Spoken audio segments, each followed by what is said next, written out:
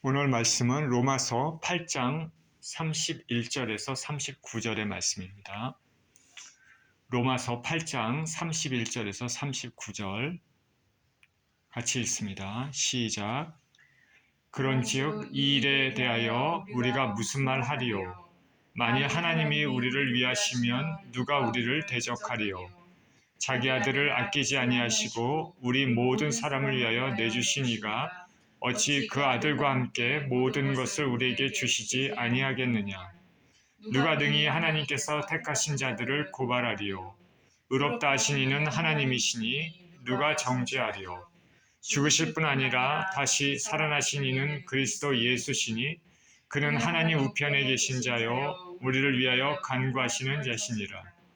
누가 우리를 그리스도의 사랑에서 끊으리요? 환난이나 공고나 박해나 기근이나 적신이나 위험이나 칼이랴. 기록된 바 우리가 종일 주를 위하여 죽임을 당하게 되며 도살당할 양같이 여김을 받았나이다 함과 같으니라. 그러나 이 모든 일에 우리를 사랑하시는 이로 말미암아 우리가 넉넉히 이기느니라. 내가 확신하노니 사망이나 생명이나 천사들이나 권세자들이나 현재일이나 장래일이나 능력이나 높음이나 깊음이나 다른 어떤 피조물이라도 우리를 우리 주 그리스도 예수 안에 있는 하나님 사랑에서 끊을 수 없으리라. 아멘. 누가 우리를 그리스도의 사랑에서 끊으리요? 라는 제목으로 말씀을 나누겠습니다. 기도합니다. 하나님 아버지 감사합니다. 또 귀한 주일, 또 주의 말씀을 대할 수 있게 해주신 것 감사를 드립니다. 하나님 말씀을 통해서 주님의 은혜를 풍성히 받는 귀한 시간 되게 하여 주시옵소서. 예수 그리스도 이름으로 기도합니다. 아멘.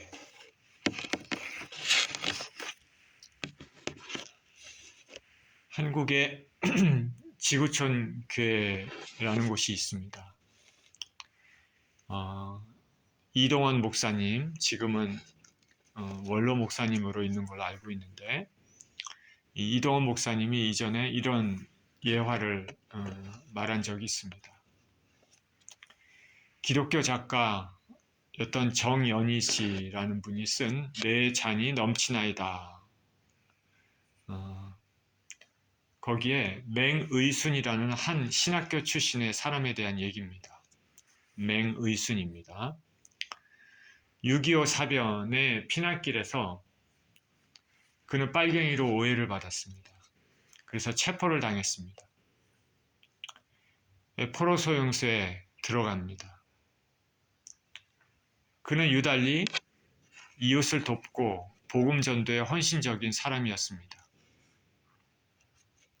그런데 하필 빨갱이로 오인됐습니다. 그래서 포로 수용소에 들어가게 된 것입니다. 그는 신학교 출신, 하나님을 사랑하고 예수님을 믿는 사람이지만 그도 인간이기에 내가 왜 빨갱이로 오인을 받아서 이렇게 포로 수용소에 들어가게 됐나. 우리처럼 하나님 왜 이런 고난을 허락하십니까? 할 수 있었습니다. 그러나 그가 수용소에 들어가자마자 거기에 섬길 수 있는 사람들이 있는 것을 보았습니다. 전도할 수 있는 대상이 많은 것을 보았습니다. 그들을 모아서 광야교회라는 것을 시작했습니다. 포로 수용소에서 시작한 것이죠. 그 교회가 세워지는 날 그는 기뻤습니다. 그래서 이렇게 고백을 했습니다. 하나님, 나는 알았습니다. 나를 여기에 보내신 이유가 하나님께서 나를 사랑하시기 때문에 나를 여기로 보내셨습니다. 그렇게 고백했다고 합니다. 그래서 맹의순 선생의 마음속에서는 하나님께서 어째서 나를 이렇게 하셨나라는 그런 질문은 사라졌습니다. 그러다가 얼마 후에는 중공군이 포로들이 몰려 들어오기 시작했습니다. 맹의순 선생은 더 흥분하기 시작했습니다. 내가 갈 수 없었던 건 중국이었는데 그곳에 가기 위해서 일생을 헌신하며 복음을 전하기 위해 선교사로 가는 사람들이 있는데, 아니 자기 앞에 중국 사람들이 그냥 몰려오는 겁니다. 그는 자신에게 선교의 현장으로 보내주셔서 선교할 수 있는, 섬길 수 있는 사람들을 보내주셔서 감사하다는 기도를 하나님께 드렸습니다. 그렇게 섬기는 것이 선교의 현장이고 봉사의 현장이고 복음 전도의 현장이었습니다. 감옥에 있었지만, 포로 수용소에 있었지만은 세월 가는 줄은 몰랐습니다. 그러다가 맹희순 선생의 친구들이 맹희순 선생이 포로 수용소에 억울하게 잡혀 있다는 소식을 들었습니다. 그래서 그를 위해서 구명운동을 시작했습니다. 탄원서를 적었습니다. 석방 탄원서에 이제 이름만 서명하면은 수용소를 나갈 수 있는 기회가 주어졌습니다. 그런데 맹 선생은 그 서명을 거절했다고 합니다. 하나님께서 자신을 그곳에 보내셨는데 나갈 이유보다 이곳에서 사람들에게 복음을 전하고 섬기는 그 이유가 더 크다는 것을 알았기 때문입니다. 그날도 새벽 1시, 2시, 3시까지 중환자들을 찾아다니면서 그들의 손발을 씻기고 복음 전하고 찬송가를 가르쳐줬다고 합니다. 그리고 시편 23편을 읽어주다가 숨을 거뒀다라는 이야기입니다. 이 세상에는 이렇게 우리가 잘 알지 못하지만 정말 하나님께 헌신하는 사람들, 하나님의 또 은혜를 받고 고난 가운데서도 주님의 뜻을 이루는 사람들이 있습니다. 보통 사람들, 일반적인 사람들이 보기에 맹희순 선생의 삶은 고난의 삶이었습니다. 그런데 맹희순 선생 본인에게는 자신에게 생각하기는 그것은 은혜의 삶, 승리의 삶이었습니다. 왜 그러냐면 하나님께서 자신을 그곳에 보내셨다는 그런 확신, 그런 믿음이 있었기 때문입니다. 우리가 인생을 살면서 부딪히는 여러 가지 삶의 문제에 있어서 과제에 있어서 성공하느냐 실패하느냐 승리하느냐 패배하느냐 결정은 승리할 수 있는 성공할 수 있는 조건이 객관적 조건이 중요합니다. 그러나 그보다 더 중요한 것은 못지않게 중요한 것은 우리가 승리할 수 있다는 믿음, 성공할 수 있다는 확신, 그래서 얼마나 갖고 있느냐가 더 중요합니다. 이것이 더 중요한 것은 여러 사례에서 찾아볼 수 있습니다. 오늘 본문의 말씀, 성경의 말씀은 그리스도인들이 삶을 살면서 겪을 수 있는 여러 가지 환난 가운데서도 승리할 수 있는 비결을 알려줍니다. 31절은 이렇게 시작합니다. 그런즉 이 일에 대하여 우리가 무슨 말하리요? 만일 하나님이 우리를 위하시면 누가 우리를 대적하리요? 자기 아들을 아끼지 아니하시고 우리 모든 사람을 위하여 내주시니까 어찌 그 아들과 함께 모든 것을 우리에게 주시지 아니하겠느냐. 바울 사도는 이 일에 대하여 우리가 무슨 말 하겠느냐라고 말을 하고 있습니다. 이 일에 대하여, 이 일은 오늘 본문보다 바로 앞절 28절에서 30절을 언급하고 있는데 그 앞절들은 뭐냐면 하나님을 사랑하는 자, 그 뜻대로 부르심을 입은 자들에게서는 모든 것이 합력해서 선을 이룬다는 말씀이고 또한 이들은 예수님을 본받도록 하나님께서 미리 정하셨다는 말씀이고 이 미리 정하신 자들을 하나님께서는 부르시고 또 의롭다 칭하고 영화롭게 하셨다는 그 말씀입니다. 한마디로 얘기하면 예수 그리스도를 통한 구속사역을 전체적으로 요약하고 있는 그런 말씀입니다. 영원전부터 하나님께서 미리 정한 사람들은 부르심을 받았습니다. 그래서 예수님을 믿습니다. 그 다음에 예수님의 성품을 닮아가도록 정하셨습니다. 이 부르심을 받은 사람은 예수님의 성품을 담도록 그렇게 하나님께서 정하셨습니다. 그리고 영화로움을 얻게 된다는 말씀입니다. 그렇기 때문에 이 세상에 어떠한 일이 있어도 이렇게 미리 정하신 사람들에게서는 모든 것이 합력해서 선을 이룬다는 말씀입니다. 인생을 살면서 잘 되는 일, 잘못되는 일, 어긋나는 일, 이런 것들이 있을 때도 이런 것이 서로 얽혀서 하나님의 뜻을 합력해서 구원을 이룬다는 것이죠. 개별 하나하나를 보면 뭐가 안 되는 것 같고 잘못되는 것 같고 이런 일이 일어나면 안 될 것 같은 그런 상황이지만 그런 하나하나가 전체적으로 묶여서 결국에서는 하나님의 뜻, 그럼에도 합력해서 선을 이룬다는 것입니다. 구원을 이룬다는 것입니다. 바울 사도는 성도들은 이러한 사랑을 받은 사람들이니 더는 무슨 말을 할 수 있겠느냐고 말하고 있습니다. 저와 여러분들이 진정으로 예수님을 믿고 있습니까? 내적인 심령에 예수 그리스도가 있습니까? 영원전부터 택하심을 받은 사람들처럼 하나님께서 미리 아신 사람들처럼 그렇게 살고 있습니까? 내 삶에 설사 굴곡이 있어도 심령 깊은 곳에서는 예수님을 찾고 있습니까? 우리의 육신이 약해서 아직도 때때로 죄를 짓고 그러지만은 그럼에도 예수님 생각하면서 마음의 괴로움을 느끼고 하나님을 찾고 회개 심령으로 나갑니까? 그렇다면 반드시 모든 일에 합력해서 선을 이룰 것입니다.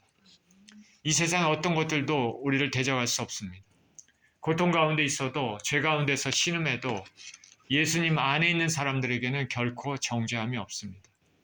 왜냐하면 하나님이 우리를 위하시기 때문입니다. 누가 우리를 대적하리오 할 때 누가 우리를 하나님 앞에 죄인으로 낙인 찍히게 함으로 버림받겠느냐라는 말과 같은 것이죠. 모세가 죽었을 때 사단이 모세의 시체를 가져가려고 했습니다. 왜입니까? 아마도 모세의 시체를 가져가서 이스라엘 백성들에게 모세를 숭배하게 하려고 했던 것 같습니다. 죽었는데 죽지 않았다. 이렇게 할 수 있겠죠. 그래서 우상숭배 죄를 짓기 위하도록 하기 위한 것입니다. 이에 천사장 미가엘은 이 사단과 다투다가 사단이 너무 고집이 세니까 사단에게 이렇게 얘기합니다. 주께서 너를 꾸짖으시기를 원하노라. 천사장 미가엘은 군장이죠. 힘이 있는 아주 올 파워풀한 천사입니다. 힘이 있는 천사장 미가엘도 자신이 직접 사단을 정죄하지 못하고 모든 심판은 하나님께 있다는 것을 암시해 줍니다. 마찬가지로 하나님께서 이미 정하시고 부르시고 의롭다 하신 사람들은 이 세상의 어떤 것도 마귀도 절대로 정죄할 수 없습니다. 하나님께서 미리 정하신 사람들을 위하시면 그 무엇도 이들을 대적할 수 없습니다. 저와 여러분들이 진정으로 예수 그리스도를 믿는 사람들이라면 우리의 신분이 이와 같은 것입니다. 하나님은 우리를 위하시는 분입니다. 그 증거로 아들 되신 예수 그리스도를 우리에게 내어주셨습니다. 아들을 주신 분이 무엇을 주지 않겠느냐라고 말씀합니다. 아들을 내어주었다는 것은 전부를 주었다는 것과 같습니다. 독생자 예수님을 내어주신 하나님 아버지가 우리에게 그러신 분입니다. 그분은 우리 예수 그리스도를 믿는 사람들을 얼마나 사랑하시는지 우리에게 당신의 사랑을 다 부어주시기를 원하십니다.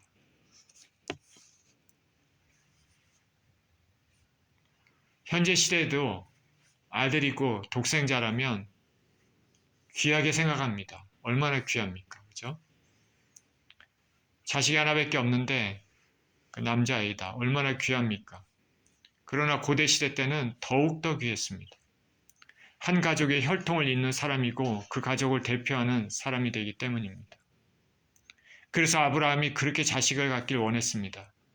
결국 하나님께서 그 간절한 기도에 응답하셔서 이삭을 주셨습니다. 이삭은 아브라함이 나이가 많을 때, 소망이 없을 때 노년에 얻은 아들입니다. 굉장히 귀합니다. 그런데 갑자기 하나님께서 그 아들을 바치라고 원하셨습니다. 아브라함 입장에서는 청천벽력 같은 일입니다. 자신의 분신과 같은, 전부와 같은 아들을 내어주는 것과 같기 때문입니다. 그러나 우리가 잘 아시다시피 아브라함은 순종했습니다. 하나님께서는 그 순종을 매우 귀하게 여기셨습니다. 그래서 아브라함이 모든 믿는 자의 표상이 되게 하셨습니다. 우리 인생들이 자식에 대한 이러한 생각, 이것은 하나님께서 독생자 되신 예수님에 대한 생각과 같은 것입니다. 하나님의 아들인 예수 그리스도께서는 하나님 아버지가 보시기에는 얼마나 귀한 독생자가 되시겠습니까?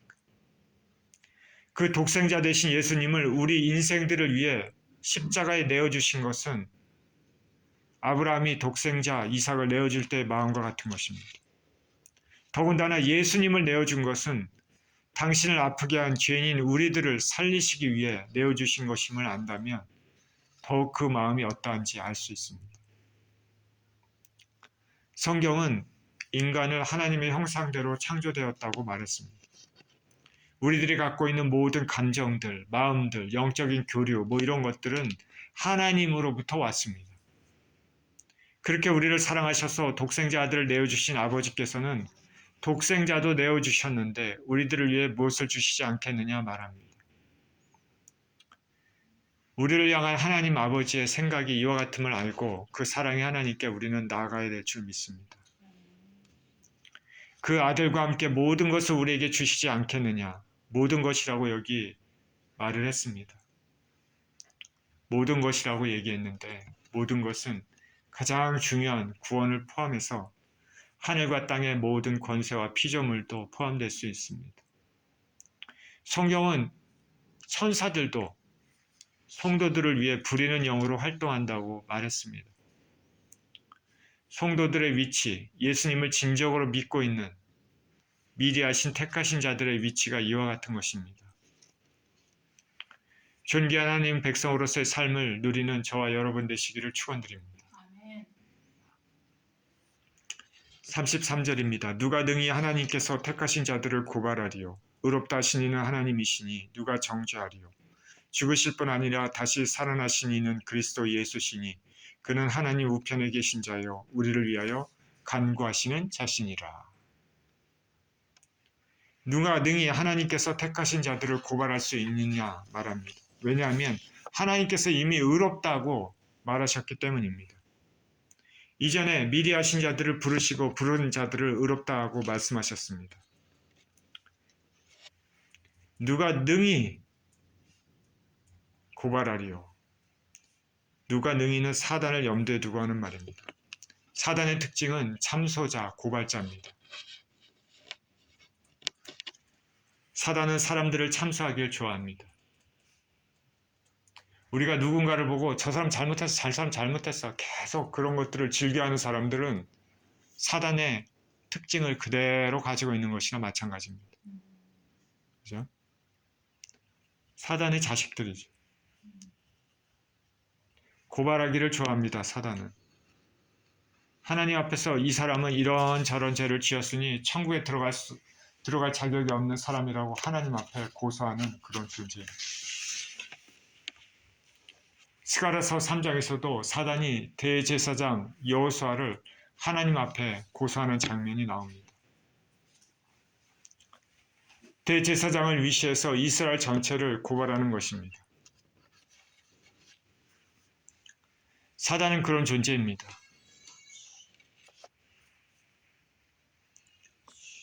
하나님 나라는 철저히 법대로 돌아갑니다. 죄가 있으면 처벌받고 죄가 없으면 의롭게 되는 것입니다. 하나님이 정하신 이 법칙을 잘 아는 사단은 어떻게 해서든지 사람들에게 죄를 짓도록 유혹하고 한번 죄를 지으면 그것을 고리 삼아서 구원에서 멀어지게 하려고 하는 것입니다. 그렇게 살다가 결국 하나님 앞에 가면 그 죄로 고소하고 그를 영원한 멸망으로 잡아 끌어들이는 것입니다. 그렇기 때문에 죄의 문제는 반드시 해결되어야 합니다. 그렇기 때문에 죄의 값인 사망의 문제도 동시에 해결해야 합니다. 이 문제를 위해서 하나님께서는 당신의 아들인 죄 없으신 독생자 예수님을 주셨습니다. 예수께서는 죄가 없으심에도 죄인으로 정죄돼서 십자가에 죽으셨습니다. 저희 여러분의 죄를 청산하기 위한 것입니다. 그러니까 이 예수 그리스도를 믿음으로 저와 여러분은 나의 죄, 나의 죽음에서 벗어나게 되는 것입니다.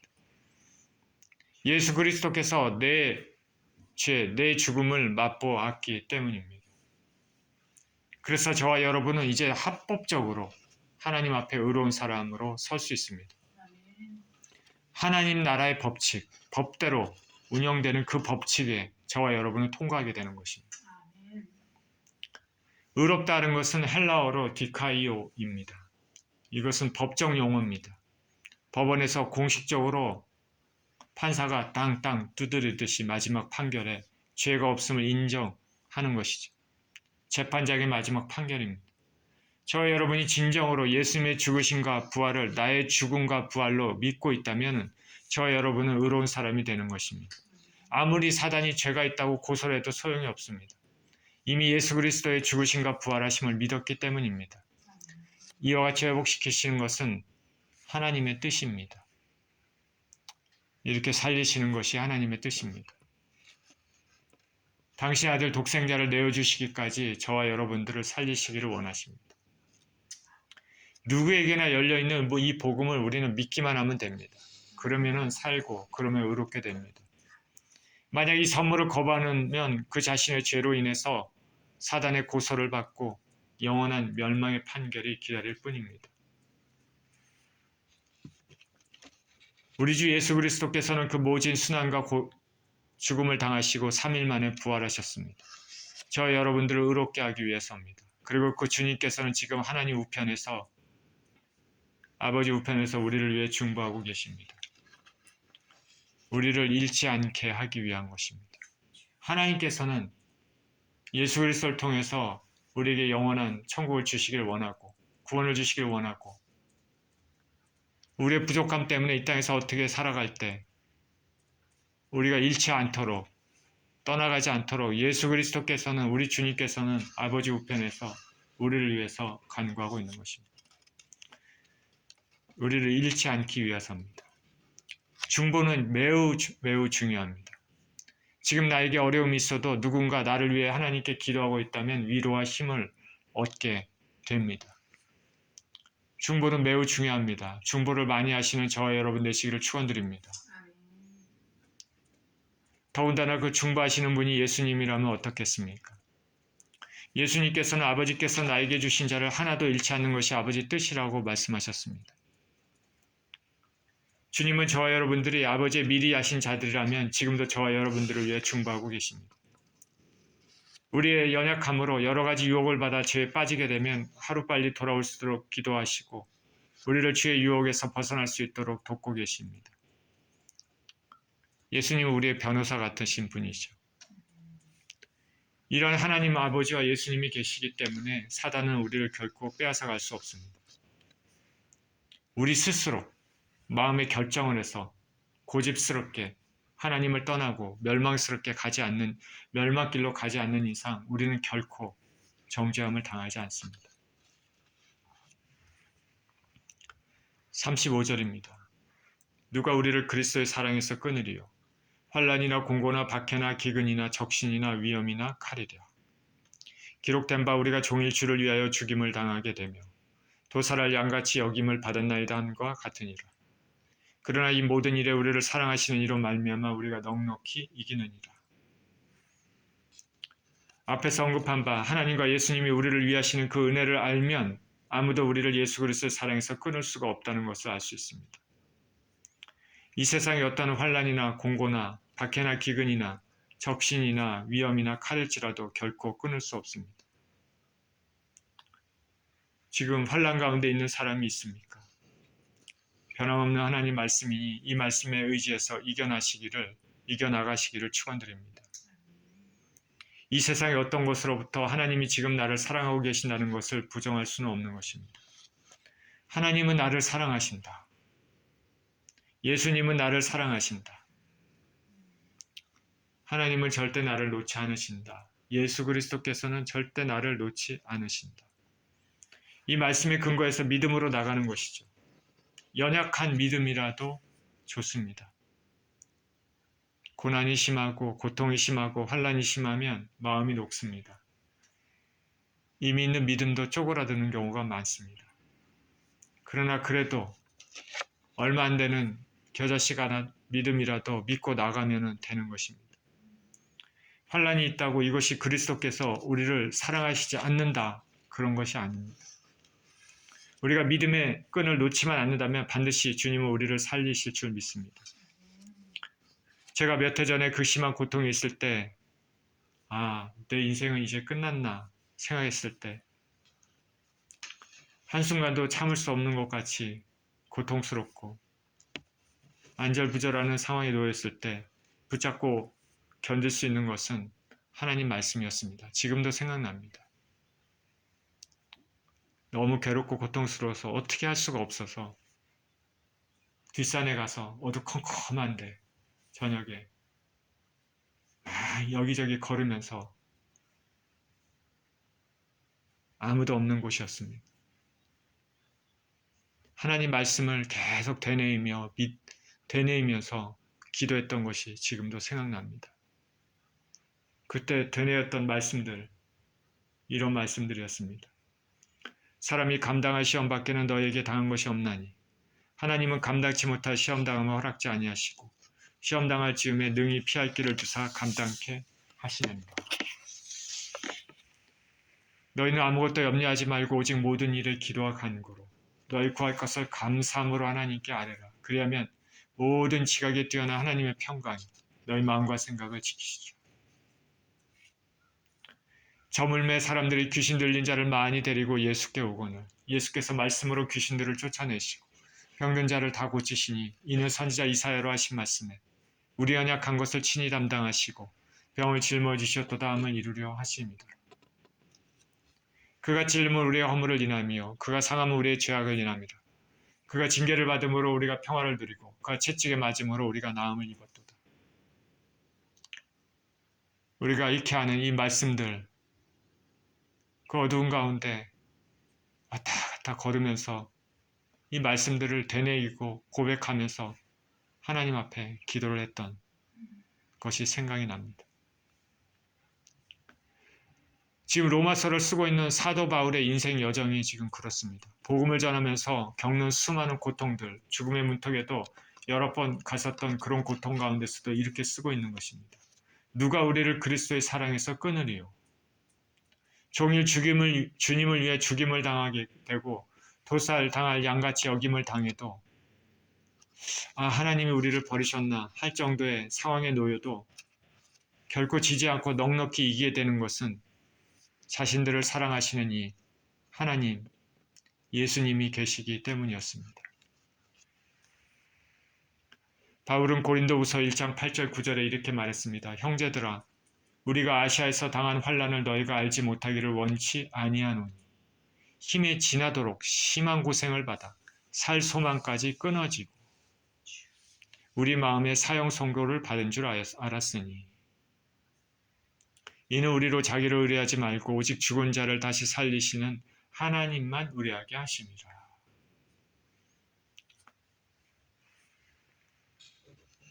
성도들은 이런 믿음과 마음을 가지고 살아가야 됩니다. 좁은 길을 가는 어려움 속에서도 우리가 완전히 포기하지 않으면, 스스로 멀리 떠나지 않으면 우리를 사랑하시고 돌보시는 주님의 은혜를 체험하게 될 것입니다. 성도들은 넉넉히 이기게 됩니다. 포기하지 않고 하나님만 의지하면 그렇게 됩니다. 저 여러분들은 그런 하나님을 믿고 나가시기를 축원드립니다. 38절입니다. 내가 확신하노니 사망이나 생명이나 천사들이나 권세자들이나 현재일이나 장래일이나 능력이나 높음이나 깊음이나 다른 어떤 피조물이라도 우리를 우리 주 그리스도 예수 안에 있는 하나님의 사랑에서 끊을 수 없으리라. 다시 한번 마지막으로 반복해서 강조하고 있습니다. 확신한다 말합니다. 사망이나 생명이나 천사들이나 권세자들이나 현재나 장래나 높음이나 깊음이나 어떤 피조물도 예수님 안에 있는 하나님 사랑에서 우리를 끊을 수 없다. 죽음까지도 끊을 수 없는 하나님 사랑입니다. 어떤 권세자의 위협도 우리를 사랑하시는 하나님 사랑에서 끊을 수 없습니다. 성도들은 이런 사람들입니다. 성도들의 지위가 이렇습니다. 저와 여러분들이 예수님 안에 있고 예수님을 믿는 믿음이 있다면 이 세상의 어떤 것도 우리를 하나님 사랑에서 끊을 수는 없는 것입니다. 마지막 때가 가까울수록 사람들의 사랑은 식어집니다. 사단은 자신의 졸개들을 통해서 인생들을 유혹에 빠뜨리고 죄를 짓게 해서 멸망길로 끌어들입니다. 점점 세상에는 공의가 없어집니다. 서로 믿지 못하는 세상입니다. 그러니 상처는 더 깊어집니다. 대부분의 사람들이 먹고 사는 문제로 스트러글을 하면서 살아갑니다. 그리고 여기저기 전쟁의 소식이 있습니다. 그리고 이런저런 알지 못하는 병들이 생겨납니다. 솔직히 의술로도 고치지 못하는 병들이 사실 태반입니다. 미국에는 앵자이어 같은 정신병으로 고생하는 사람들이 매우 많다고 합니다. 불안장애죠. 앵자이어. 그만큼 사회가 불안한 사회죠. 공중 권세 잡은 사단은 이 인생들을 이런 것들로 빼앗아가려고 합니다. 이렇게 극심한 혼란이 있을 때 사람들은 하나님의 존재를 의심하기도 합니다. 심지어 믿는 사람들도 하나님 사랑에 대해 믿음이 약해지기도 합니다. 그런데 오늘 본문은 분명히 말하죠. 하나님이 미리 아신 자들, 부르심을 입은 자들은 모든 것이 합력해서 선을 이루고 하나님 사랑으로부터 결코 멀어지지 않는다는 것입니다. 이 세상의 어떤 것들도 예수님 안에 있는 하나님 사랑에서 우리를 끊을 수 없습니다. 저와 여러분들은 굳건한 믿음을 가지고 있어야 될 줄 믿습니다. 우리가 믿는 이 신앙은 창조된, 꾸며낸, 허황된 것이 아닙니다. 흔들리지 않는 견고한 성경 말씀에 근거한 것입니다. 지금도 하나님은 살아계시고 예수님은 우리를 위해 중보하고 계시며 우리 안에 있는 성령님은 우리가 능력 있게 살 수 있도록 힘을 주시고 도와주십니다. 언제나 어느 환경에서든지 누구에게서든지 우리를 보호하시고 사랑하시는 하나님을 믿고 그렇게 의지하며 사시는 저 여러분 모두 되시기를 예수 그리스도 이름으로 축원드립니다. 기도합니다. 하나님 아버지, 하나님께서 미리 아신 자들은 하나님께서 부르신 자들은 하나님의 아들 예수님을 닮도록 그렇게 만드시고 또 의롭다 칭하시고 또 영화롭게 하셨다고 성경은 말씀하고 있습니다. 그리고 그 미리 아신 자들은 이 세상의 어떤 것들로부터도 우리 주 예수 그리스도 안에 있는 하나님의 사랑에서 절대로 떨어질 수 없다고 말하고 있습니다. 하나님 우리 아버지, 우리에게 이런 큰 약속을 주신 것을 감사를 드립니다. 우리가 연약함을 솔직히 고백합니다. 아버지, 믿음도 부족하고 우리의 삶도 쉽지 않고 육체도 환경도 또 물질 생활도 아버지 쉽지 않는 우리의 인생임을 고백을 드립니다. 하나님 아버지, 그러나 이 모든 것 가운데서도 하나님 우리를 지켜보고 계시며 사랑하시며 복 주시길 원하고 반드시 합력해서 선을 이루시는 그런 하나님임을 다시 한번 믿고 감사를 드립니다. 우리에게 믿음을 더욱 허락하여 주시고 아버지, 우리를 사랑하시고 복 주시고 힘 주시고 은혜 주시기를 원하시는 그 하나님을 믿고 끝까지 그렇게 믿고 의지하며 승리하는 그런 삶을 살 수 있도록 축복하여 주시옵소서. 감사드리며 예수 그리스도 이름으로 기도합니다. 아멘.